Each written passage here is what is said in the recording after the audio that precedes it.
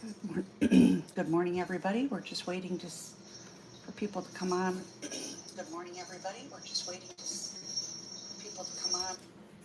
Okay, sorry about that. Okay, so we're just waiting for people to come on, and then we'll get started with the little guy. Good morning, Island Drifter. Where are you joining us from? I'm going to go over and get little James a minute.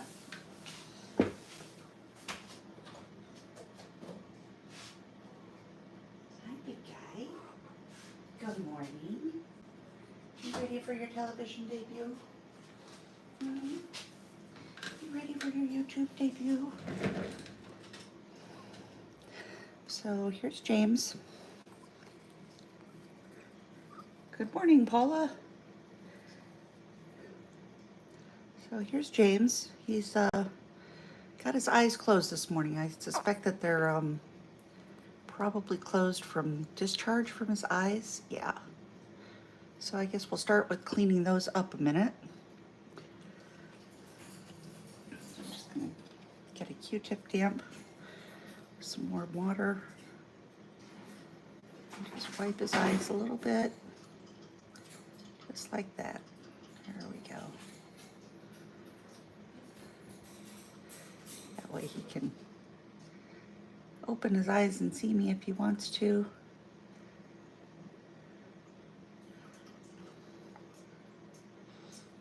All right. Trying to just get that matter out of there without actually touching his eye. Just very gently rubbing it with that damp Q-tip. Get another one damp. So I've got his formula in a heater over here. And so the formula is in a little jar, and it's in a water bath. So the water bath is a nice warm temperature. So it works great for heating up the Q-tips and getting them nice and moist so I can wipe his eyes off for him. There you go, little guy. There you go.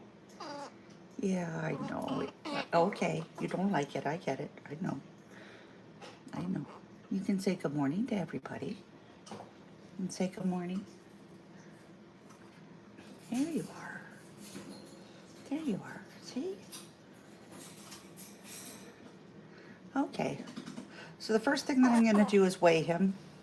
So I'll bring the scale over so you can watch that. There's a little basket for him to sit in. I've got it lined with some paper hand towels. And we just set him in the basket with his tail like that. And he just sits still for a second so I can get his weight. So this morning he's 241.2 grams. There. Oh, yeah. Oh, you're anxious, are you? You a little hungry? So 241.2. So I'll log that in my book over here.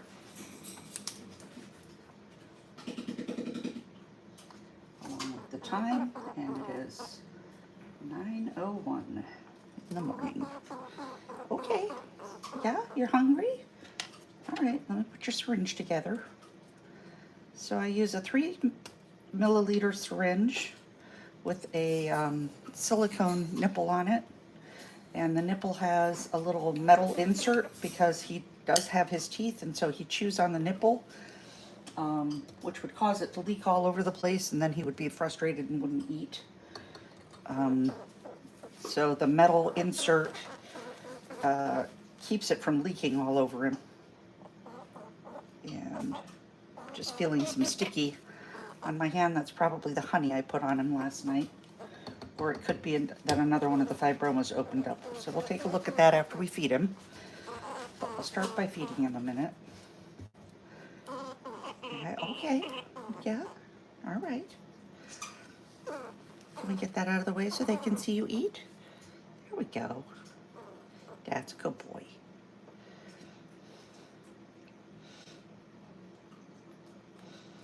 He loves his formula. He's a hungry boy, which is great. He's got a really good appetite. He's not emaciated at all. The problem with squirrel pox is that their body uses so many of the incoming nutrients for the immune system to try to fight off the virus that they will end up malnutritioned. And it's actually the malnutrition that ends up killing them, not the virus itself. So that's at least that's what the experts say. And there are a couple of biologists that have been studying squirrels for about 40 years now together, and it's where I get most of my information about squirrels from, is from those two top-rated biologists. One of them is a professor in Pennsylvania. Can't think of the name of the university right now. It'll come to me. And then I forget where the other one is at. Maybe in Chicago? I'll have to double check my resources on that. So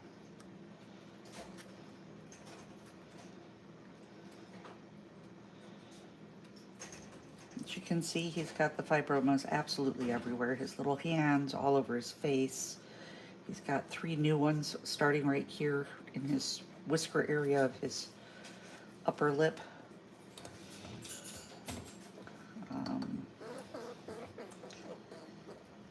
The danger with the fibromas themselves are relatively benign, in that, you know, they're just inflamed tissue. But the problem is that they can become infected very easily. So I'm giving him an oral antibiotic to help stave off infection.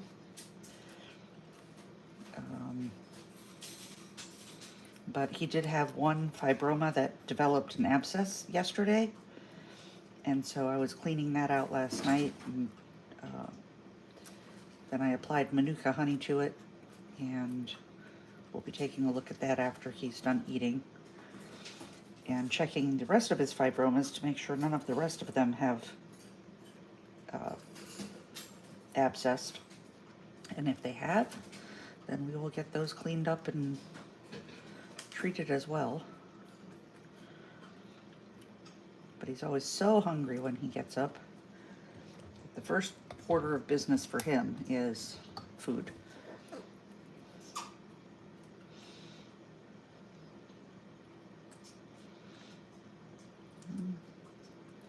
Kind of reminds me of the elephant man, but he's so cute. Even with his lumps and bumps, and he's got a very, very sweet little personality.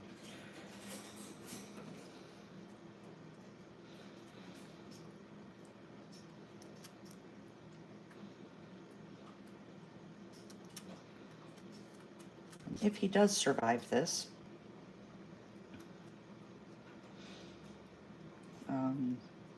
I said that malnutrition is what kills them. There's actually, the other thing that can kill them is secondary infection, which is why it's so important to treat them with the antibiotics as well.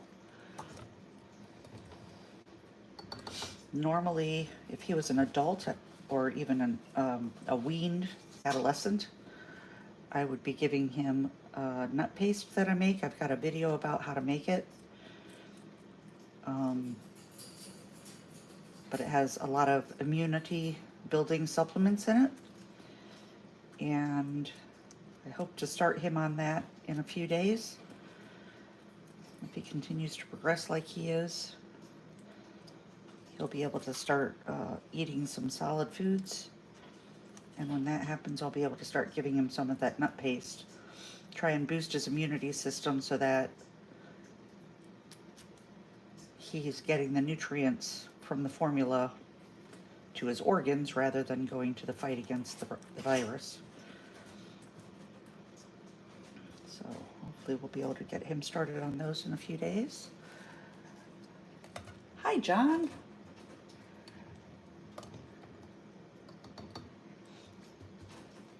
Hello, Fly Me to the Moon. I'm sorry I can't remember your first name right now. I'm glad everybody could join me this morning.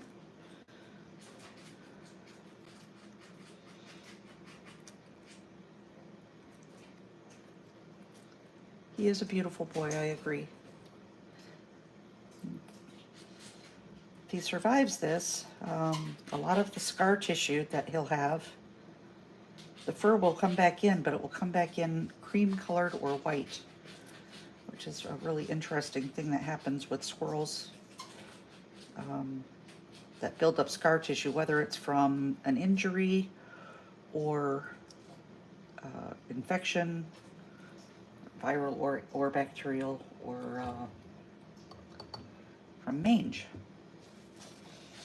So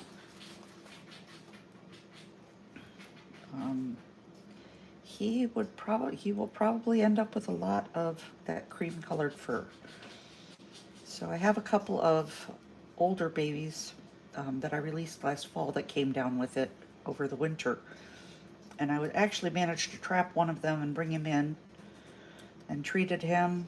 And he only had less than a dozen fibromas. So he really didn't, he had a very, very mild case. We caught it very quickly. And with the treatment, he healed and I was able to release him. And I see him out in the yard now. His name is Storm because he came in the day after we had tornadoes come through the area on August 24th.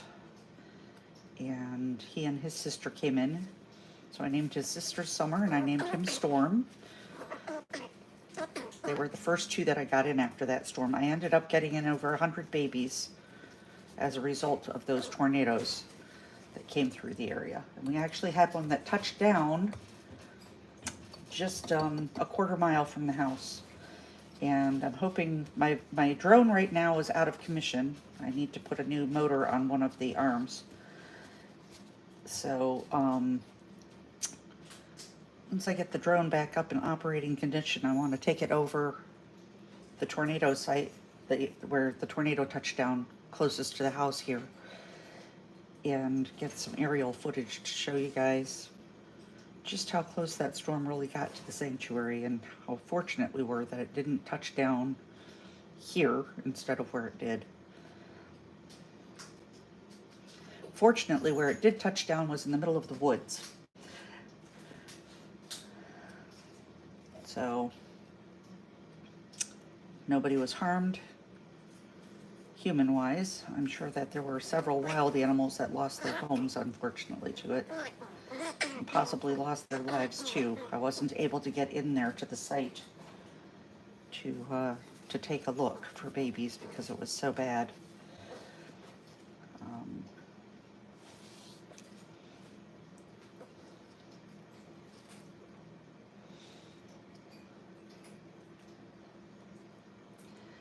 He is very sweet, you're right, and he's very responsive. He's definitely got a lot of will to live. He's getting full. You see, he just pulled his mouth away from. Yeah, see, he doesn't want it anymore. He's like, okay, I'll try a few more sips. But yeah, he's just pushing it away. He's full. He thinks he's done.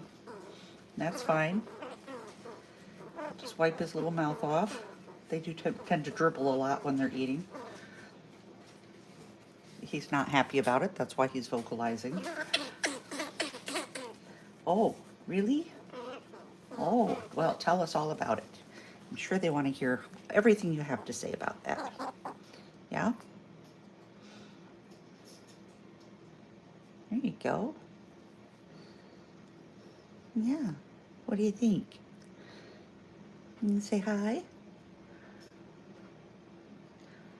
Yeah, he's very feisty. Fox squirrels are really funny because they're so laid back and gentle, but they are so feisty if you irritate them. They're very vocal. They definitely let you know. All right, so now we're going to take a look at some of these fibromas he's got. So we're just going to look over He doesn't like this, as you can tell. All of these look fairly good right now. I don't see anything that's oozing or burst open or abscessed.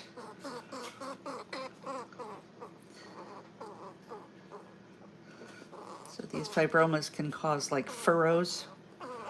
Like this one is really long and narrow right here in his armpit. I don't know if you can see that. But when he closes his armpit, then it gets all wrinkled up here. Like a little horseshoe. But that's all one fibroma right there. He's got him under his chin.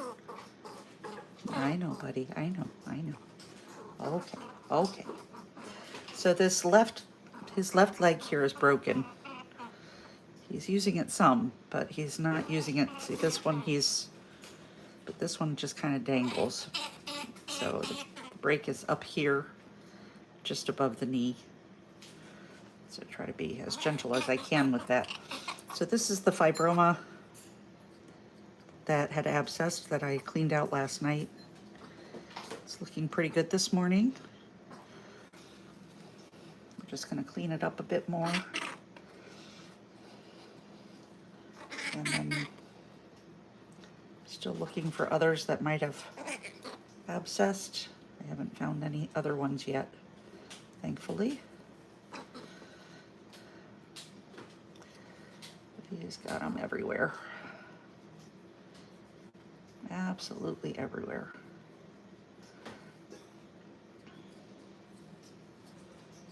All right. Oh, he's going potty. That's good. You can go potty a minute. Okay. Go potty.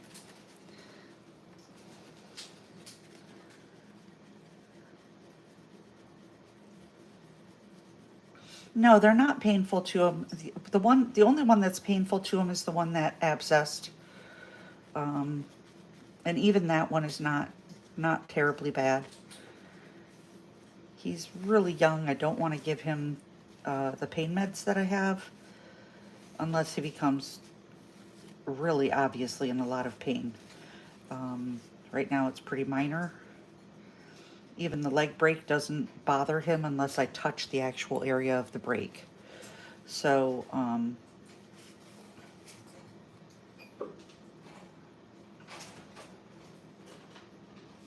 but the reason I don't want to give him the pain medication is because the pain medication can do for them the same thing that Tylenol can do for us, which is it can end up harming the liver. And so if you give it to them, you can only give it to them for a maximum of 5 days.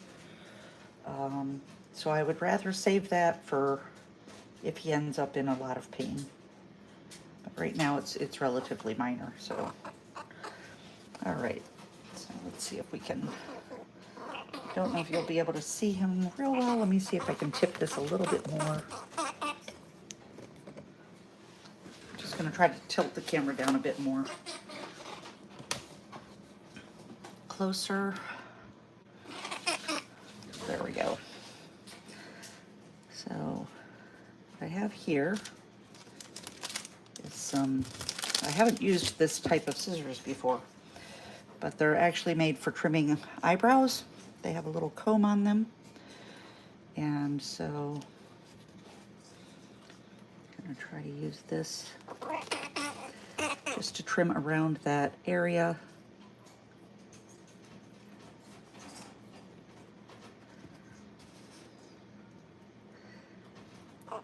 Some of this fur trimmed back. Oh, he doesn't like that. Okay, all right, all right. Let me move these out of the way. Okay, it's all right, it's all right. Here we go, here we go. I'm gonna lay you down. How's that? Okay. And that's really just cutting off the tips of them, so it's really not very useful. So I will use my surgical scissors instead. I just want to get some of this fur trimmed back and out of the way so that makes it easier to keep the area clean.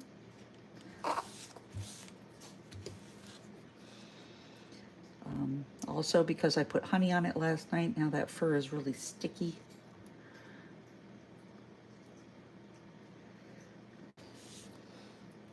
Which just means that it gets kind of trapped on the wound, and we don't really want that either.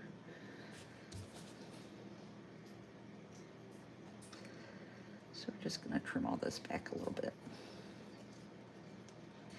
Have to be really careful we don't catch any other fibromas in the process. Those fibromas really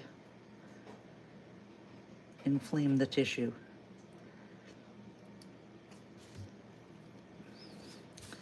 Eventually, they scab up and peel off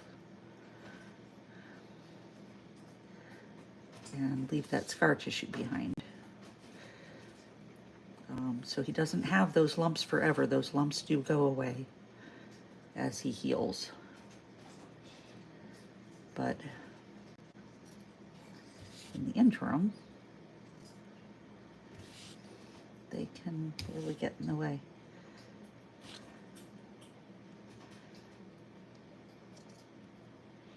So I'm trimming back quite a large area around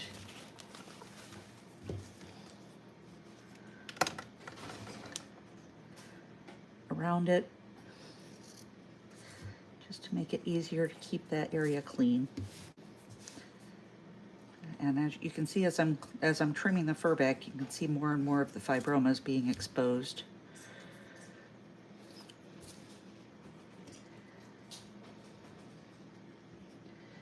And I'm sorry I'm not watching the comments at all right now, because I've got to really focus on what I'm doing with him. So I will try to go back through afterwards and answer any questions that I may have missed while working on him. So feel free to ask your questions, and I will reply when I'm able to. Okay, now we're getting into that actual abscessed area.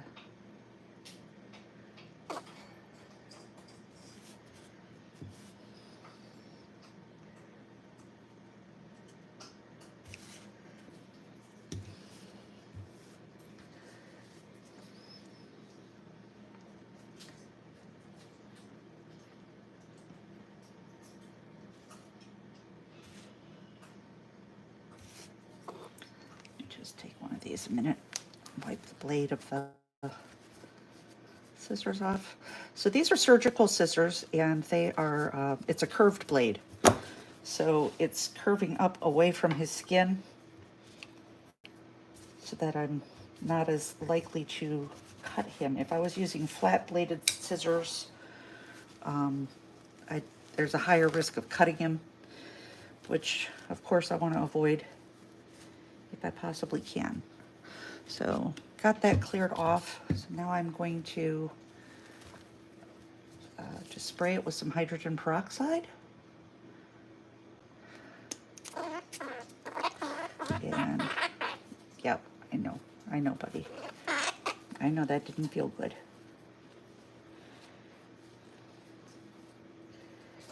Want to wipe off the infected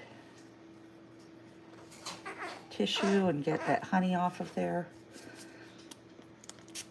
the honey residue. So hydrogen peroxide fizzes where it encounters bacteria. So you can see that it is fizzing up. Not horrible, not an excessive amount, but it is definitely getting some bacteria that it's killing off, so that's good.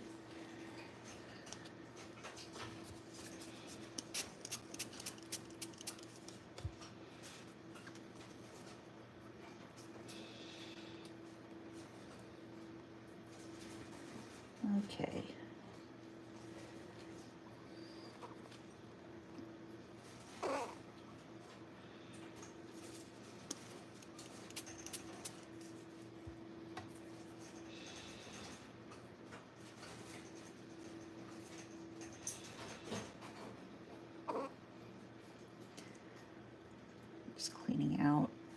the area between the abscessed fibroma and the one next to it on the upper side here.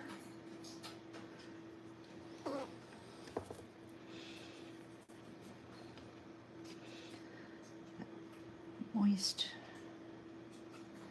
Come over here and clean out this little area over here between this one and the one next to it on the other side.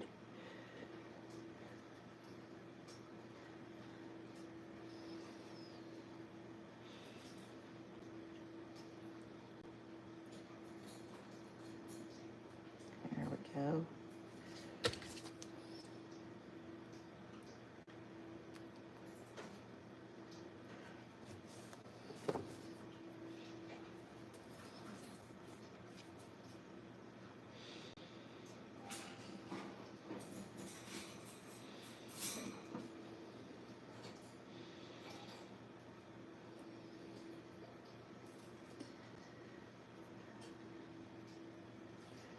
These Q-tips that I'm using are called Swispers, and they're double-ended. They're actually made for applying cosmetics, but they work great for this because one end is flat and spatulate, meaning it's kind of wide, and the other one is pointed.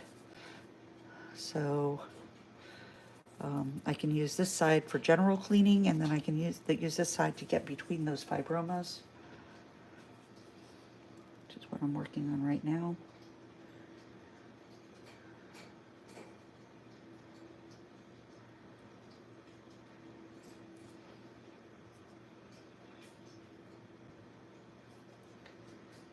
Okay, so we've lifted up some more fur there. Let's trim that out of the way.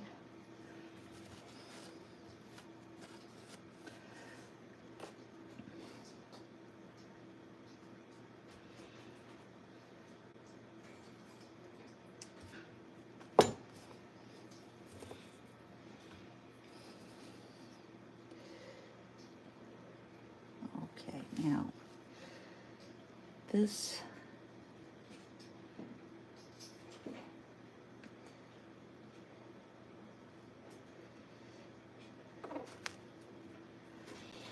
this fibroma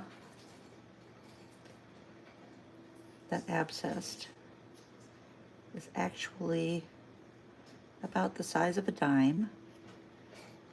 It's kind of bilobed. It has two lobes, but it is connected. It's all one. So this, I'll try to kind of outline it for you to see. It goes along here, up and around, over here, then down here, around, and back over. So it's got this little kind of third small nodule here, but that's all one fibroma. And so I have to palpate it to try and get any pus out of it that I may not have gotten out last night or that may have developed overnight. And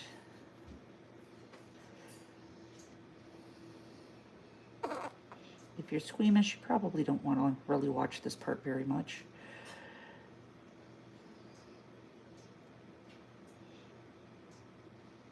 Okay, that's all.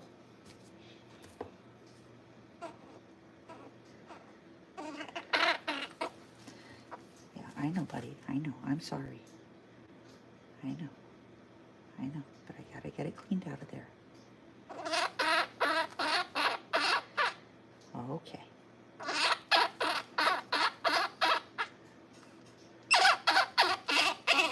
So squirrel pus, unlike human pus, is fibrous.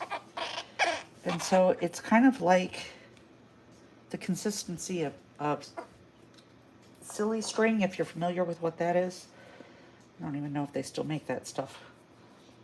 But it's not a liquid. It doesn't ooze the way that our pus does. it's very stringy, and so it's difficult to remove. Got a few more loose furs finally. Try to get off of there.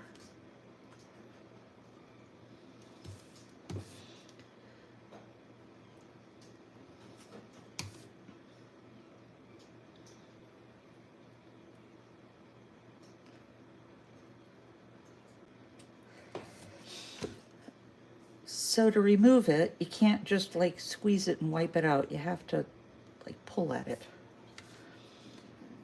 So these are actually made for clearing out earwax. It's a very fine, soft silicone tip, but it has like little bristles on it. Try to get that in focus. I can't. I don't know if there's any to pull out or not under there, but we're gonna see if we can get some. Just want to make sure we have it as cleaned out as we possibly can. And this is sterile. It just opened the pack before I started the video, so I'm not introducing a dirty implement into the wound.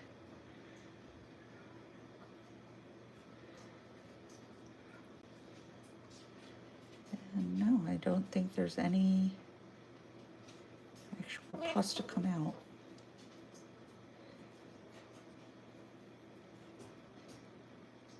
Nope. So we're going to apply some honey to that now.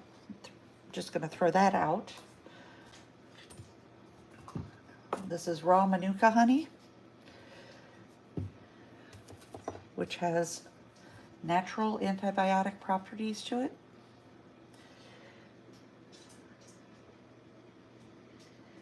And so it coats the wound to help prevent further bacteria from getting into it, and then it also helps to kill off any bacteria that is already in it that we didn't get cleared out with the hydrogen peroxide. And it will just make a nice little coating over that area. You're such a good boy, James. Yes, you are. You're such a good boy. Yeah, there we go. See? I know. All right, here we go. Now you gotta take your medicine, okay? You take your medicine. Come on.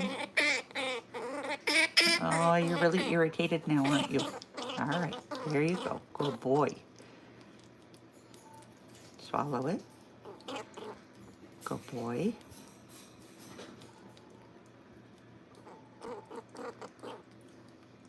Good boy. Yeah.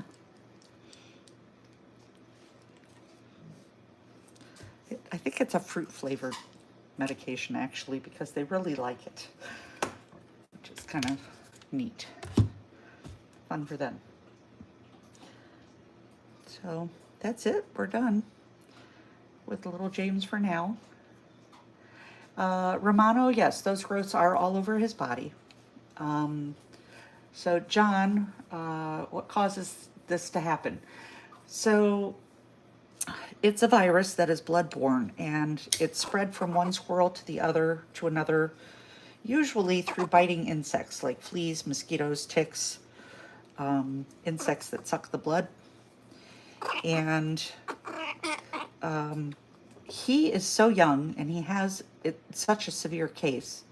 He's only, my guess is that he's 6 or 7 weeks old at this point. And so I suspect that he actually got it from his mother while he was still in the womb through the umbilical cord, because of course he would have shared his mother's blood while he was in the uterus during gestation. And so I suspect that she got infected with the virus, and then it was passed on to him. And so he was born with this. And yes, life is very unfair for some. These poor little innocent squirrels, they have no idea especially when they're young like this. He doesn't know anything else. But sadly, his mother probably died because of she had the infection so bad, and so then he was left orphaned. Fortunately, he came out of the tree nest. Um, when he fell out of the nest, they wait for their mother for a couple of days, and then they'll come out looking for her. And hopefully, yes, hopefully it will go away as he heals, as his body fights off the virus. The fibromas will turn into scabs, and they will peel off, and he'll have smooth skin again, but it will have scar tissue. That will the fur will come back in white, or kind of a creamy color. And that is my hope for him, is that he will heal from this and be able to live a wonderful life as a wild squirrel. That leg that broke when he fell out of the nest will heal within a couple weeks, and he should still be able to use his leg the way that he needs to for jumping and climbing around in trees. And he'll have a good life if he survives this. But that's my job, is to try to get him to survive. So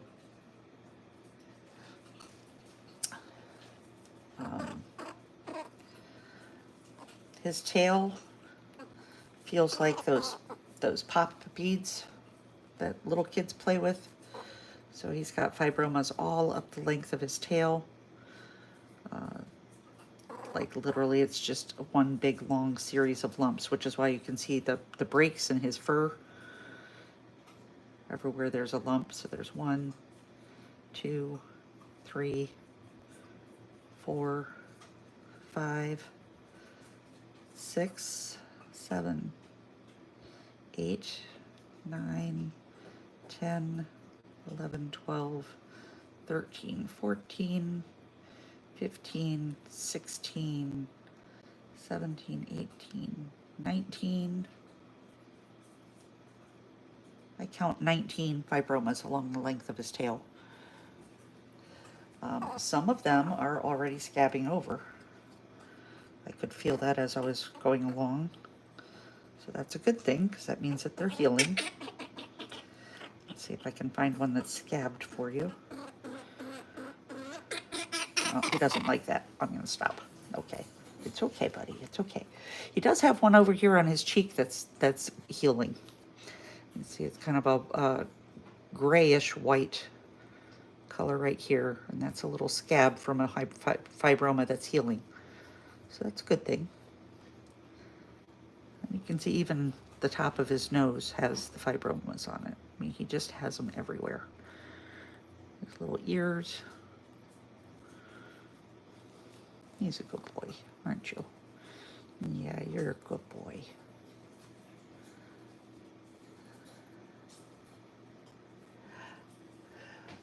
Why was I cleaning that particular part of him? I was cleaning that particular part of him because one of the fibromas became infected. It's formed an abscess that formed a fistula last night. And a fistula is like a little channel that develops to drain the abscess. It's part of the body's natural healing process.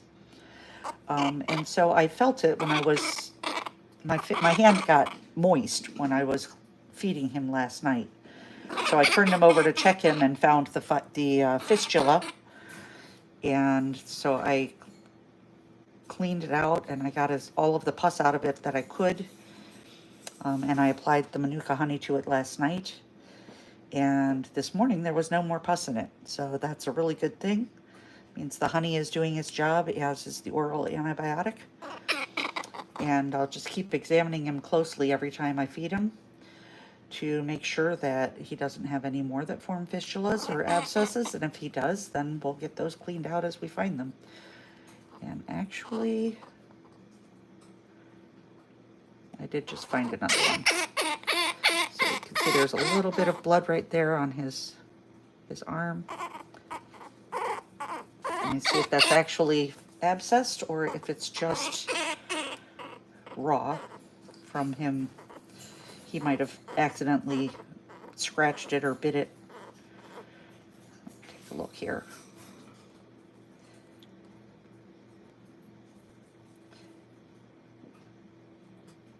Yeah, there's no pus in it. So it's not an abscess, it's just simply he must have scratched the surface or accidentally bit it.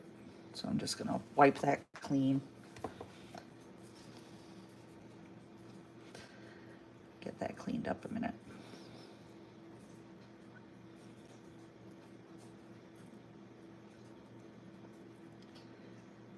Yeah, and see, that doesn't even bother him. He doesn't even, it's almost like he doesn't even feel it. Or it's just soothing. He's closing his eyes. This is very close to a squirrel's sweet spot. And what I call their sweet spot is they have an area where when you pet them, they will pull their little arm back so you can get better access. And then sometimes they even start scratching at their belly with the hind foot because it feels so good, kind of like a dog when you rub a dog's belly. And that spot is right up in here. There, oh, there, see? There it is. Yeah, it feels good, huh? Yeah. That's what I call a sweet spot. You got a little bit of blood over here on your hand, too? What did you do to your hand? I think you might have bit your hand. Okay. I'll get that cleaned up, too.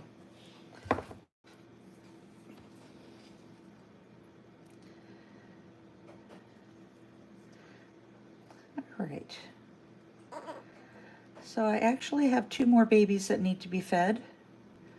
So if you guys don't mind, I'm going to go ahead and do that, and I'll just keep running footage. You can watch if you want to or not, up to you. One of them is a male gray squirrel, an Eastern gray squirrel, and the other one is a female Eastern Fox Squirrel, which is the same type that James is. So we'll start with the little gray guy. First we're going to weigh James and see how much he weighs after having been fed. Then we'll kind of clean up the area a bit. And then I'll get out the other guys. Okay, here we go. 258. Oh, he's cleaning his face. 258.4. So he ate probably about 7% of his body weight, which is right there at the range where we want them to eat. We'd like them to have between 7 and 10% of their body weight at a feeding. So I'm gonna put him back. Say goodbye. Say goodbye to everybody. Bye-bye. Bye-bye. You're a good boy. Okay, I'll be right back.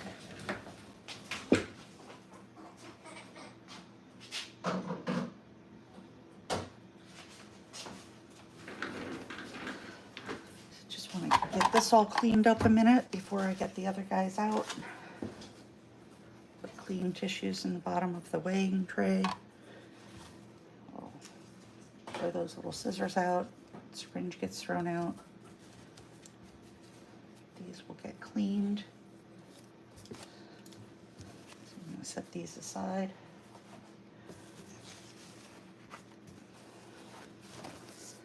So we can clean them later. I didn't end up using this, but this is a little razor that I thought I might need to use for trimming the fur back. I didn't particularly want to if I didn't have to because of the fibromas. I don't know how well, I wouldn't be able to get very close to the skin, so probably wouldn't have worked very well. But I had it out just in case. And I'm just gonna disinfect my hands a minute.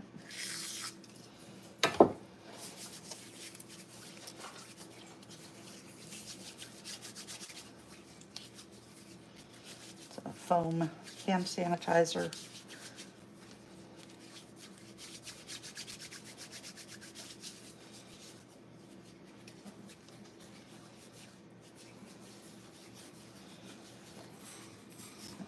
put down some fresh paper towels.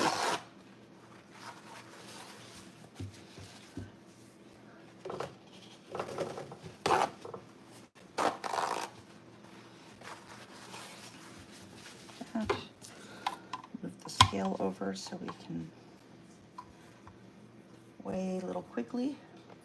I'm going to turn the formula heater back on because it turns itself off after an hour. We're probably, yeah, we're at about 45 minutes. And I turned it on a few minutes before we started, so I'm close to that hour.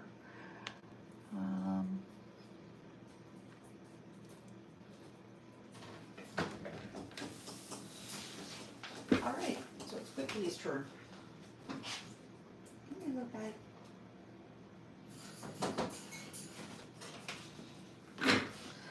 So this little guy is named Quigley.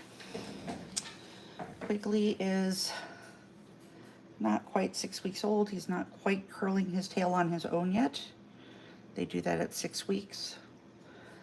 And if you look carefully at his eye, you can probably see that there's a cataract in there.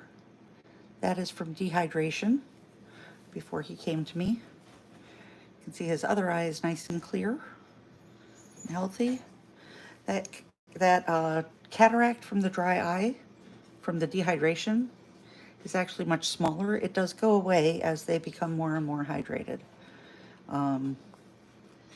And he is fully hydrated now, but it's just going to take a while for that eye to finish healing.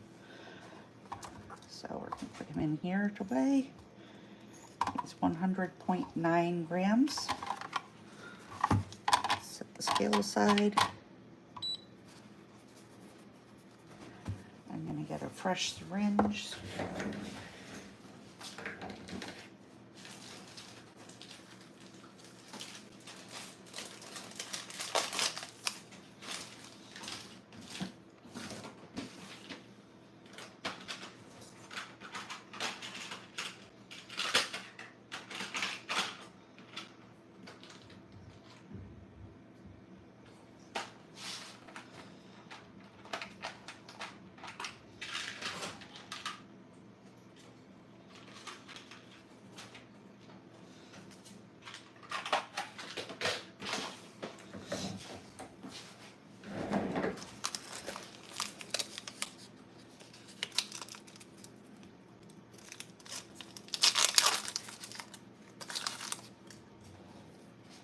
This is that metal tip I was talking about. I'll put onto the end of the syringe, and then I will put the nipple on like that.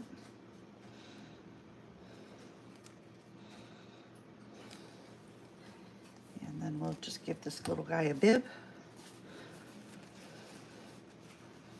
So these are Kleenex professional hand towels that I have cut into quarters, and I use them as wipes and bibs and all that stuff.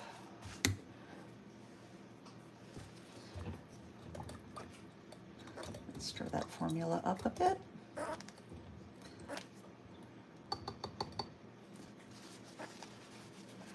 So right now I have 3 that I'm hand feeding.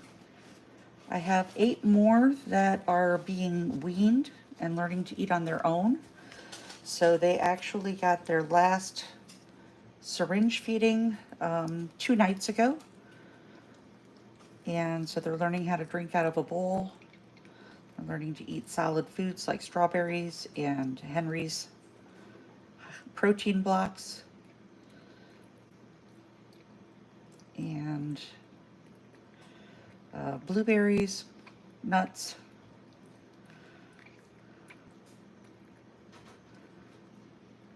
They're about, they're all between 7 and 8 weeks old now. Actually, I take that back, between 8 and 9 weeks old now. Time flies when you're taking care of these little guys. I also have 8 others that came in previously, the first ones that came in this year. And they are now at the point where they're in a cage on the patio, learning what it means to be outside.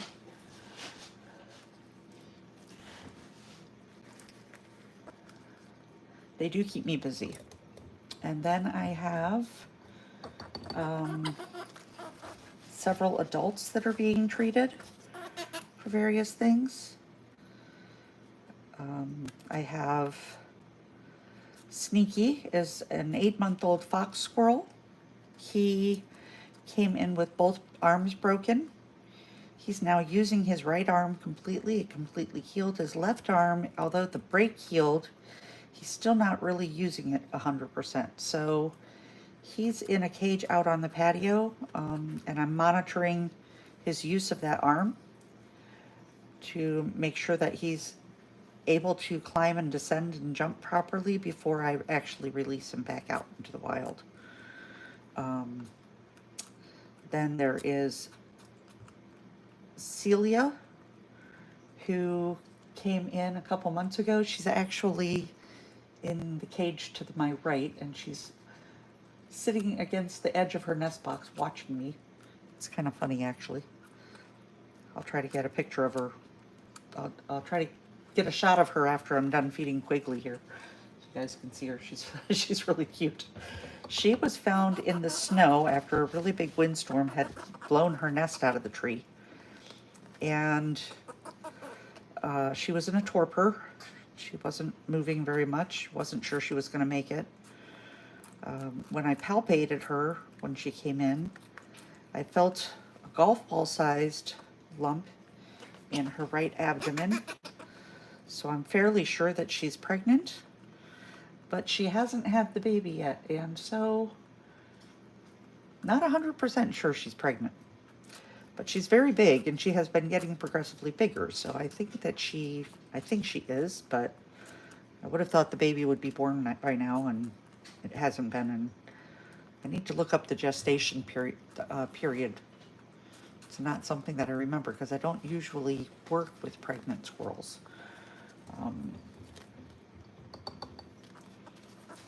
I've only ever had one other pregnant squirrel in my care here at the sanctuary. Unfortunately, that one, her babies didn't make it. She was hit by a car, and her babies were stillborn, which was really, really sad.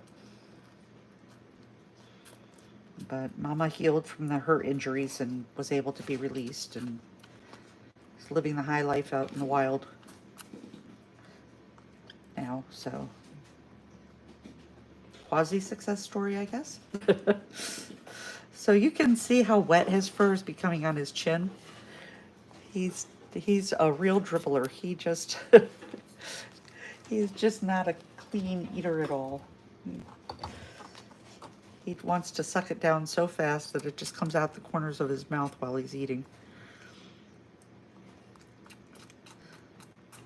Which is what the burp cloth is supposed to be for, but he keeps shoving my hand out of the way, so I guess we'll just let him get wet and make him mad and dry him off when he's done.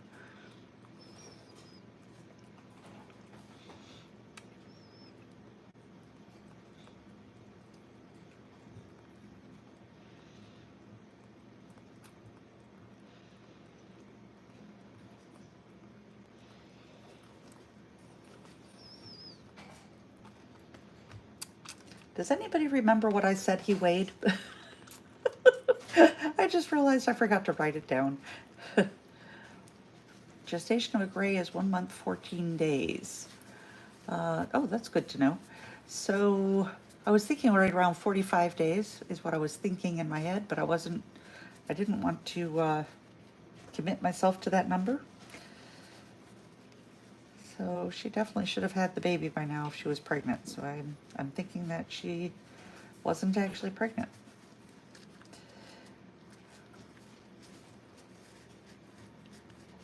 And she's very, very wild, so she will not let me palpate her to examine her to find out. So I think she's going to be moving to an outdoor cage soon, and then she'll get released. Oh, she's all the way out of the nest now, and she's watching us. Okay. We've got a nice full tummy. weigh him and see how much he weighs now. I want to say he was 101 point something. He's now 112.7.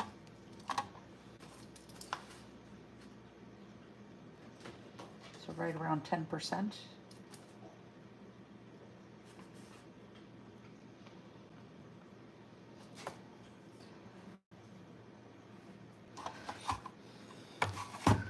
Let me put him back. This is Quigley. I'm going to put him back, and then I'll see if I can show you Celia and Scrat.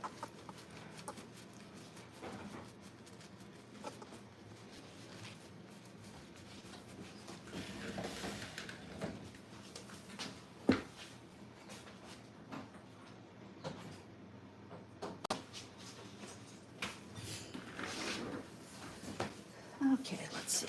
I'm going to try to tilt this up. And there she is. You can see her right over there, up at the top. And Scrat is down. She's in the cage right below that. You can't really see her right now because she's kind of behind this wooden piece right here. But that's Celia and Scrat. Scrat is an adult dwarf.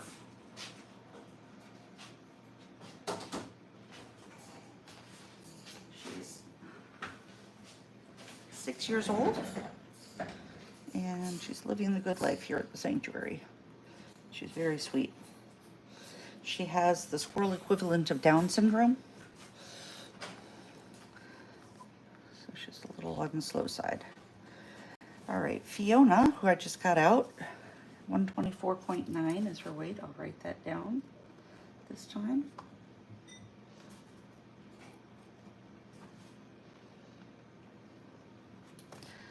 And Fiona is not doing real great. She's very weak. I think that she has internal parasites. I've been giving her anti-parasitic medication. The reason I think that is because she has very nasty poop.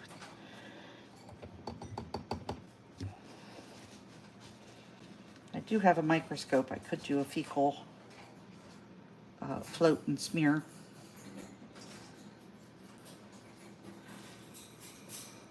But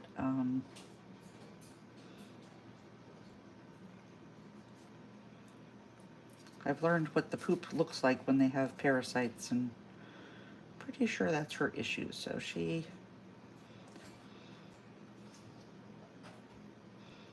come on, you gotta eat. Come on. Come on, Fiona. Come on, you gotta eat, baby girl. She's not doing good at all. It's very difficult to feed her. She doesn't want to eat. And come on. Come on. I'm afraid she's probably not going to make it. Come on.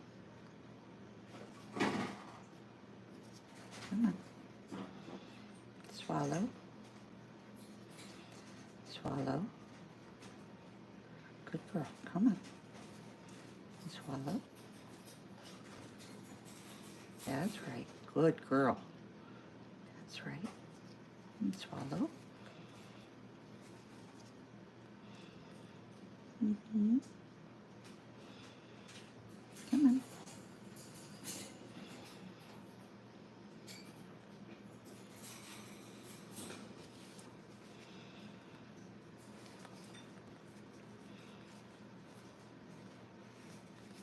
Come on. Gotta eat, baby girl. She's so weak.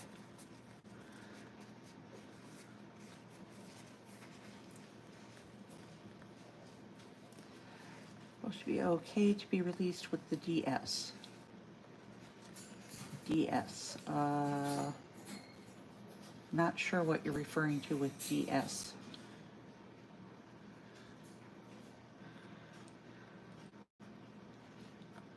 Good girl. That's right. Come on.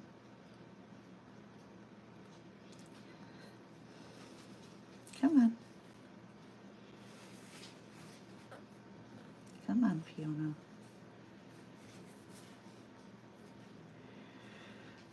Oh, are you referring to Paula? Are you referring to Celia? How do I get them? Okay, how do I get them out of the cage without them getting free in the house? Oh, the equivalent to Down syndrome. No, she's not releasable. She is definitely not okay to be released. She, Scrat, is, she has no depth perception because her eyes are really wide.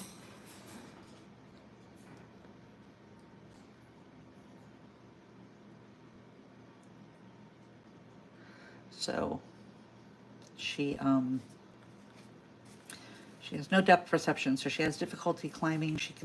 She hops, she can't really jump. She would not survive in the wild. So she has a permanent home. Come on. Okay, I'm probably gonna have to gavage feed her. So that I am not going to do on video because it is it's very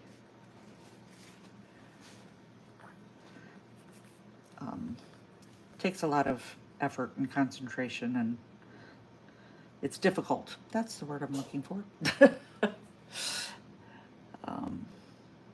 But yeah, she's not wanting to eat on her own, so she's going to have to be basically force-fed at this point. So I have a feeling Fiona's not going to make it, which is very, very sad.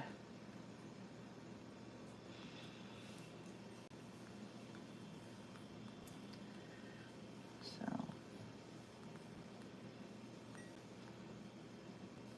poor baby girl.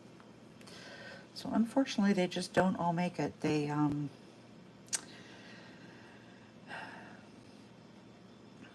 it's possible that she's going through organ failure, organ shutdown from dehydration from when her mother was killed a few days before she was found. Her mother was found in the road, and then a few days later, she and her sister were found. They were very emaciated and dehydrated.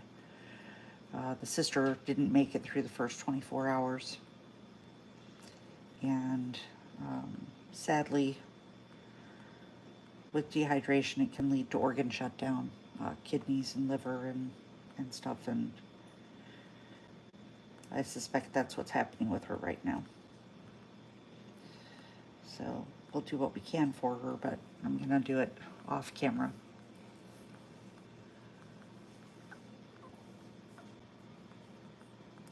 I do really love them. They're very special to me. I've loved them my whole life. They're my passion. I'm gonna put her back in the incubator for the moment.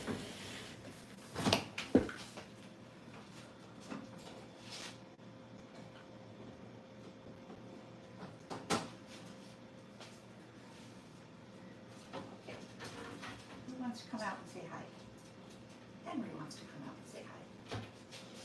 So Henry is one of the squirrels that's being weaned right now.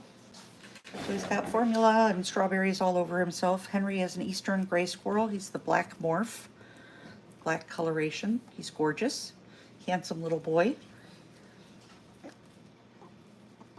And he's very hyper. You can tell he doesn't really want to be held. He's like, no, I want to get back to my food. Oh, what is that, huh? What is that? Yeah.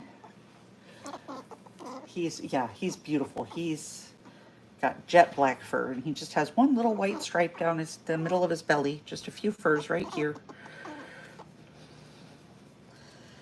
Okay, I'll put you back. Oh my goodness. Okay.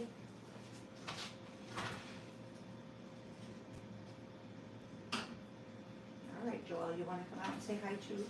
No. Henry, you got to stay in. Henry. Watch your fingers. No. And goodness. Goodness gracious. Okay. I'm trying to get Henry back in and Joelle out, and Henry kept trying to jump back out. This is Joelle. Joelle is an American red squirrel. She's very hyper, as little red squirrels are. So we have 3 types of tree squirrels here in Ohio.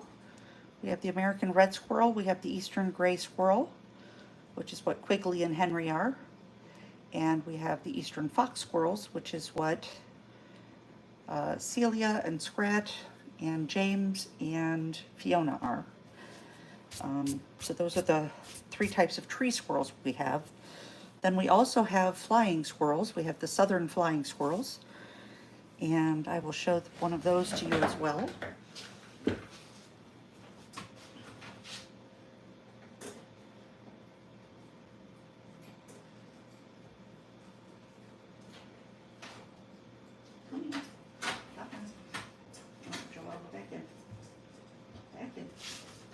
Okay. So this is Char, short for Charles Lindbergh, because she's a flyer. She's a southern flying squirrel. Southern flying squirrels are really neat. They're not tree squirrels, they're in their own class. They live in trees, but they're not considered tree squirrels per se. We have 3 classes of squirrels in Ohio. We have flying squirrels, tree squirrels, and ground squirrels. Our ground squirrels include the eastern chipmunk and the groundhog or woodchuck, which is a type of marmot. So those are the 2 types of ground squirrels we have. So flying squirrels are very unique. They're nocturnal. We have more flying squirrels in Ohio than any other kind of squirrel. But because they're nocturnal, people, if they see them, they think they're seeing bats at night. But they glide from one tree to another by spreading their patagium, which is a gliding membrane that goes from their ankle to their wrist on both sides. And then they also have another very unique attribute, which is that they fluoresce. I don't know if you can see that, but her white fur is fluorescing into a orange or hot pink.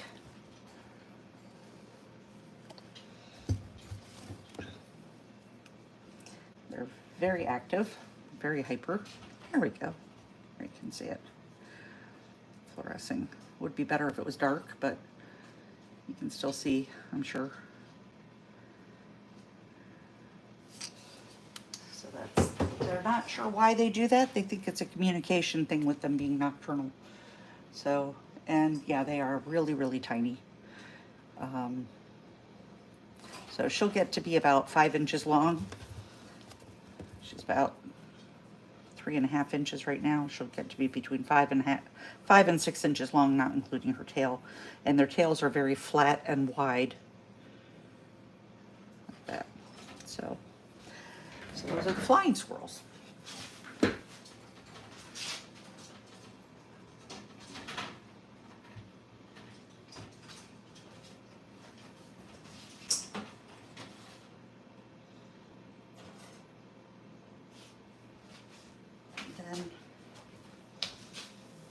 I also have an American or an Eastern chipmunk. He's a year old. And he has neurological damage, so he would not survive in the wild. He tends to run in circles, and he has seizures on occasion. But they're really beautiful little animals too. And this little guy's name is Critter.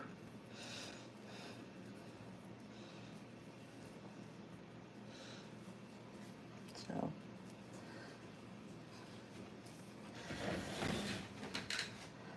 all right.